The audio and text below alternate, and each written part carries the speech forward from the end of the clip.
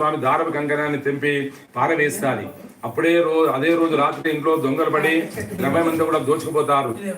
ఆ తెల్లవారేసరికల్లా కాకర చెట్టు ఒకటే చెట్టు టన్నుల కొద్ది కాయలు కాసి ఉంటాయి. మరి ఆ కాకరకాయలు కాసు అమ్ముకుని బ్రతుకుదామని కాకరకాయలు అమ్ముతూ బ్రతుకుతున్న సమయంలో బట్ట వారి శరీరం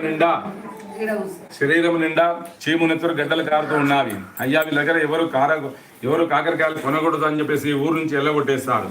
ఆ ఊరు నుంచి ఎల్లగొట్టిన సమయంలో బట్ట వారికి చిన్న పిల్లవాడు అమ్మ నాన్న మనకి ఇలాంటి అడవిలో బట్ట ఉన్న సమయంలో బట్ట ఎవరైనా చుట్టాలు స్నేహితులు లేరా అని చెప్పేసి అంటే, బాబు మీ పెద్ద తల్లి భాగ్యావతి ఉజ్జని మాంకాలి పట్టణంలో ఉంటుంది అని చెప్తారు.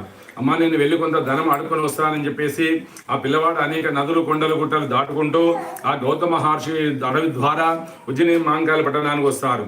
మరి ఆ ఉజ్జని మాంకాలి పట్టణానికి రాగానే ఆ పెద్ద తల్లి దగ్గర వెళ్ళి అమ్మ నేను పుణ్యవతి కుమారుడను, కష్టాలు కలిగినవి అంటే అయ్యో బాబు అని చెప్పేసి ఏడోకని ఊరడించి 2 రోజులు ఉంచుకొని తన